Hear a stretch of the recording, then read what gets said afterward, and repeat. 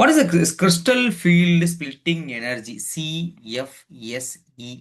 What is CFSE அப்படின்னு கேட்குறான். ஒரு காம்ப்ளெக்ஸ் வந்து நமக்கு ஒரு காம்ப்ளெக்ஸ் ஃபார்ம் ஆன உடனே எவ்வளோ எனர்ஜி ரிலீஸ் பண்றான். எனர்ஜி ரிலீஸ் பண்ணும்போது it becomes ஸ்டேபிள். இதான் கான்செப்ட். பொதுவாக மனுஷனும் அப்படிதான். உடம்புல இருந்து எனர்ஜி ரிலீஸ் ஆயிடுச்சுன்னா மனுஷன் ஒரே முடிஞ்சிட்டான் அப்படிங்கிறது அந்த எண்ட் ஆஃப் த டே அப்படிங்கிற மாதிரி சொல்லுவாங்க.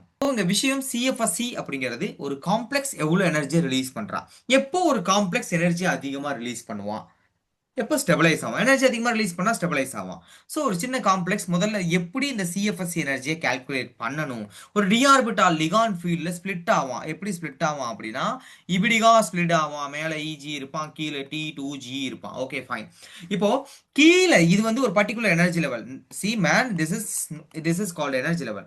அப்போ இந்த டிஆர்பிட்டால் ஒரு பர்டிகுலர் எனர்ஜி லெவலில் இருக்கா, 5 பை டீஜெனரேட்டா ஒரு எனர்ஜி லெவல் இருக்கு. இப்போ ஸ்பிளிட் ஆனதுக்கு அப்புறம் இங்க பாருங்க, இவன் லோவர் எனர்ஜி லெவல் தான் டிஆர்பிட்டால், இவன் ஹையர் எனர்ஜி லெவல் தான் டிஆர்பிட்டால். ஓகே, எனிவே இப்போ இங்க இருக்கிற ஒரு எலக்ட்ரான் ஸ்பிளிட் ஆனதுக்கு அப்புறம் எங்க விழுவும், லோவர் எனர்ஜி லெவல்ல விழுவும். அப்படி கீழே விழுவுறான் அப்படின்னா கீழே விழுவுற இங்க இருந்து இந்த டிஸ்டன்ஸ், இந்த கேப், அப்ப ஹை எனர்ஜி வந்து லோ எனர்ஜி, விச் மீன் அந்த விழுவுறவ எனர்ஜியை லூஸ் பண்ணிட்டு தான் கீழே விழுவோம். அப்படி லூஸ் பண்ற எவ்வளவு எனர்ஜி லூஸ் பண்ணுவான்னா மைனஸ், ஏன் மைனஸ், எக்ஸோதெர்மிக் -2/5 டெல்வோ எனர்ஜி ரிலீஸ் பண்ணோம் ஒரு ஆக்டைல் ஃபீல்ட்ல.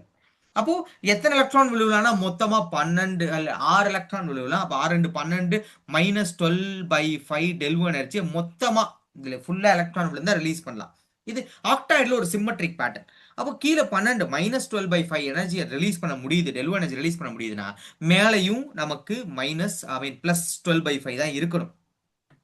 அப்போ ஆனா 4 எலக்ட்ரான் தான் ஆக்குபை ஆக முடியும். அப்போ ஈச் எலக்ட்ரான் எவ்வளவு வந்து அப்சார்ப் பண்ண முடியும். ஏன்னா கீழே ரிலீஸ் பண்ணானா மேலே அப்சார்ப் பண்ற கணக்கு தான். மேலே யாருமே இல்லைன்னா அந்த எனர்ஜி வெளியே போயிடும்.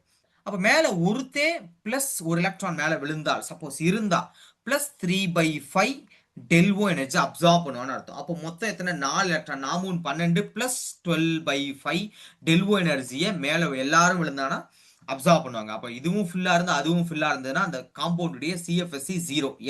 ஏன்னா இவன் எவ்வளவு ரிலீஸ் பண்றானோ அவ்வளோத்தையும் அப்சார்ப் பண்ணிடுவான் மேலே இங்கிலே ஹவுஸ் ஃபுல்லா இருந்துச்சுன்னா. இப்போ for example we have a T2G 1 configuration.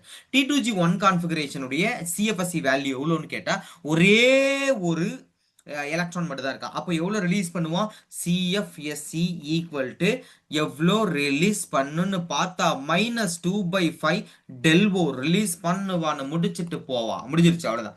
So இதே மாதிரி தான், வேற ஒன்றுமே கிடையாது. அடுத்து போவோமா.